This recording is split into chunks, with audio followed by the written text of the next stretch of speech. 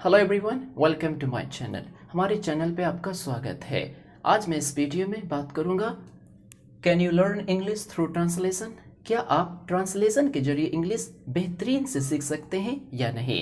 And how did I learn English, मैंने English कैसे सीखी। So let's get started. If you are interested continue watching. सबसे पहले मैं ये बात बता दूं कि मैंने ट्रांसलेशन के जरिए इंग्लिश नहीं सीखी है। तो मैंने सबसे पहले क्या किया, सबसे पहले मैंने 5000 वोकेबलरी को याद किया। पर शुरू में मुझे नहीं पता था। So I want to tell you my back story. I started learning English about 2 years ago. At first it was so difficult. I couldn't understand anything and I didn't even know how to say hello and goodbye. Hello and goodbye means how to say hello. Hello, hello, hello, any pronunciation, hello.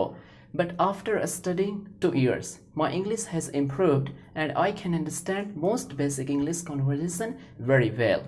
So, अगर आप English नहीं समझे तो मैं माफ़ी चाहता हूँ, लेकिन ये ज़रूरी है कि जब आपके सामने कोई कुछ बता रहा तो आप ये ज़रूर फील करें कि वो अगला इंग्लिश जानता भी है या नहीं। मैं सिर्फ ये फील कराने के लिए थोड़ी सी लाइन कही है। तो सबसे पहले, did I grow up in an English speaking country, क्या मैंने यानी कि इंग्लिश बोलने वाले कंट्री में मैंने पैदा ली? बिल्कुल नहीं। Did I go to an international school, क्या मैंने कोई इंटरनेशनल स्कूल गया? बिल्कुल नहीं। I was born and raised in a small village of India, मैं भारत के एक स्मॉल यानी छोटे के गाँव में पला और बड़ा हुआ। And I went to a normal government school, और मैं एक बेसिक सा गवर्नमेंट स्कूल में पढ़ा हूँ। लेकिन मैंने इंग्लिश आज तक किसी भी टीचर से फिजिकली नहीं सीखा है, ये हकीकत है। अगर आप किसी सरकारी स्कूल का विजिट करेंगे तो आप देखेंगे कि वहाँ क्या पढ़ाई का हाल है। So I learned everything when I was at 12th grade, जब मैं 12th में था तब मैंने I learn everything in Hindi. मैंने केमिस्ट्री भी वही में पढ़ा, केमिस्ट्री, फिजिक्स, मैथमेटिक्स, जितनी भी चीज़ें हैं मैंने वो हिंदी मीडियम में पढ़ी। तो मैंने इंग्लिश सीखना कब स्टार्ट किया? जब मैंने ग्रेजुएट यानी कि सेकेंड ईयर में जब मैंने पहुंचा तो मुझे रियलाइज्ड हुआ कि इंग्लिश बहुत ही ज़रूरी है।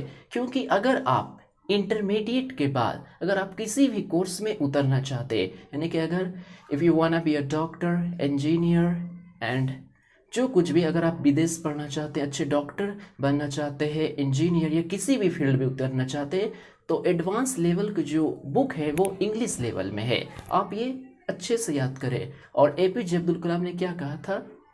If you want to study further, अगर आप आगे की पढ़ाई करना चाहते हैं, so you will have to learn English, आपको इंग्लिश सीखनी पड़ेगी।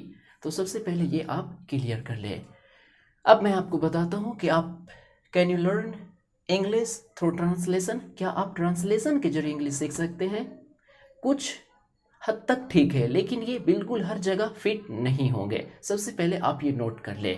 एग्जाम्पल के लिए आप ट्रांसलेशन बनाते हैं टेंस, ठीक है, टेंस ताहे तीहे यानी कि 50% तक आपको बस अपना ये माइंड में रख ले कि इंग्लिश लैंग्वेज और हिंदी लैंग्वेज, दुनिया में जितनी भी लैंग्वेज है वो अलग अलग है।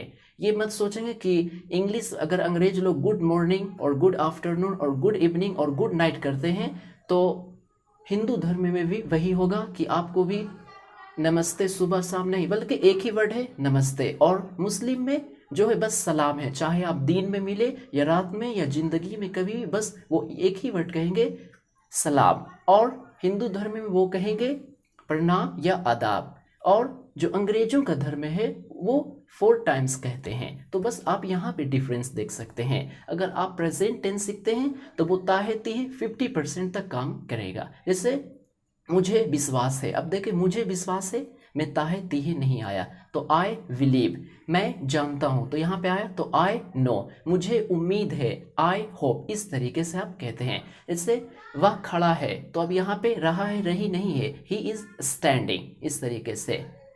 अब वह जा चुका है तो ही हैज़ गोन का भी यूज करेंगे, वह चला गया या चला गया है, ही हैज़ गोन। ये आपको प्रैक्टिकल इंग्लिश सीखना होगा। लेकिन मैं आपको क्लियर कर दूं कि आप ट्रांसलेशन के जरिए आप इंग्लिश नहीं सीख सकते हैं। आप अगर इंग्लिश सच में सीखना चाहते हैं तो मेरे तरीके से सीखिए। मैंने क्या किया, सबसे पहले वोकैबुलरी को याद किया, यानी कि दिस मैंने या इस मैंने है और मैंने है, मतलब कि उस वक्त हमें बताने वाला कोई नहीं था। और मैंने ये देखे 5000 वोकैबुलरी को रटा। जब आप कोई चीज़ भी पढ़ते हैं तो ये देखें ये पुराने हो जाते हैं, तो मैंने अंधाधुन 5000 वोकेबलरी याद किया बिना ट्रांसलेशन के। लेकिन मैंने प्रोनाउंसिएशन पे बहुत फोकस की कि किसी भी चीज़ को किस तरीके से प्रोनाउंस करते हैं। उसके बाद मैंने ग्रामर सीखी, टेंस का अच्छे से मैंने पढ़ा। उसके बाद जो मैंने की वो मैंने टेंस को सिमिलर, यानी टेंस नहीं बल्कि सेंटेंसेस बनाना सीखा। वो कैसे सेंटेंसेस, सेम, एकदम सेम, कि जैसे मुझे जाना है, मुझे जाना है, आई हैव टू गो, मुझे पढ़ना है, आई हैव टू रीड, मुझे लिखना है, आई हैव टू राइट, मुझे सोचना है, आई हैव टू थिंक, इस तरीके से। फिर मैंने 6 सेंटेंसेस बनाए कि मुझे पढ़ना है, मुझे नहीं पढ़ना है, क्या तुम्हें पढ़ना है, क्या तुम्हें नहीं पढ़ना है, तुम्हें कब पढ़ना है, तुम्हें क्यों पढ़ना है। जैसे I have to study, I don't have to study, do you have to study, don't you have to study, why do you have to study, तुम्हें क्यों पढ़ना है, and when do you have to study, तुम्हें कब पढ़ना है। इस तरीके से मैंने सेंटेंसेस बनाए। इस तरीके से कीप रीडिंग, पढ़ते रहो, खेलते रहो, जाते रहो, सोते रहो, इस तरीके से।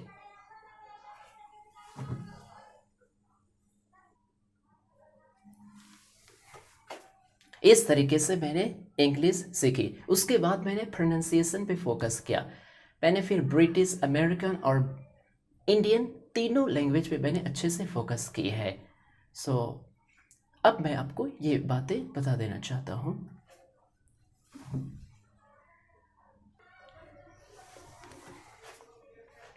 मैंने ट्रांसलेशन के थ्रू आज तक मैंने इंग्लिश नहीं सीखा है। मैंने इस तरीके से सीखा कि जब भी कोई आपसे कुछ पूछे कि what is this, what is that, तो जब आपको बताना हो तो इज़ आर एम का यूज़ करें। जैसे आप क्या हैं, you are a doctor, you are an engineer, you are a student. वो क्या है, तो he is a boy, he is a student. इस तरीके से मैंने सीखा। जैसे this is a pen, that is a pen, those are women, those are books. इस तरीके से मैंने इज़ आर एम का यूज़ किया। और उसी तरीके से मैंने टेंस का सीखा कि जब भी आप कोई काम करते हैं तो आप सीधे सब्जेक्ट के बाद वर्ब का यूज़ करें। बस आपको ये समझना होगा कि सब्जेक्ट किसे कहते हैं और वर्ब किसे कहते हैं। सब्जेक्ट जिसके बारे में हम बात करते हैं, और वर्ब जो भी आप काम करते हैं। या तो हिंदी में आपको कहना हो, जिस भी हिंदी के अंत में ना है, ना लिखा हुआ है, जैसे पढ़ना, खेलना, जाना, वो क्या है, वर्ब है। तो मैंने इस तरीके से सीखे कि कोई भी काम आप करते हैं बस उसमें सब्जेक्ट के बाद आप वो वर्ब लगा दे। जैसे मैं पढ़ता हूँ, आई रीड, तुम पढ़ते हो, यू रीड। फिर अगर आपको नेगेटिव बनाना हो तो आई, यू, वी, दे के साथ डोंट का यूज़ करें कि आप वो काम नहीं करते हैं। तो आई डोंट स्टडी, मैं नहीं पढ़ता हूँ, आई डोंट राइट, मैं नहीं लिखता हूँ, आई डोंट गो देयर, मैं वहाँ नहीं जाता हूँ। फिर मैंने सीखा है कि जब आपको किसी से क्वेश्चन पूछना हो, क्वेश्चन कैसा कि कोई काम, यानी कि आप कोई काम करते हैं या नहीं। ऐसे क्या आप खेलते हैं, क्या आप जाते हैं, तो उसमें आप डू यू का यूज़ करें। क्योंकि आप जब भी क्वेश्चन पूछेंगे सामने वाले बंदे से, तो आप सामने वाले से यही पूछेंगे कि क्या तुम खेलते हो, क्या तुम जाते हो, क्या तुम हंसते हो, क्या तुम इंग्लिश बोलते हो, तो डू यू का यूज़ करें। Do you speak, do you read, do you speak English very well, इस तरीके से। Do you read, do you right, आप इस तरीके से मैंने सीखा। So thanks for watching this video. मैं आपको शायद अच्छे से उतना समझा नहीं पाया, क्योंकि मैं अभी थोड़ा बहुत नर्वस हूँ। अगर आपको हमारी वीडियो अच्छी लगे तो आप हमें लाइक ज़रूर करें और सब्सक्राइब। और मैं नेक्स्ट वीडियो में आपको प्रोनाउंसिएशन और टिप्स एंड ट्रिक्स और बेस्ट से बेस्ट वेबसाइट बताऊँगा, जो कि आज तक किसी ने आज तक आपको ना बताया हो। इसकी मैं गारंटी लेता हूँ। So thank you for watching this video.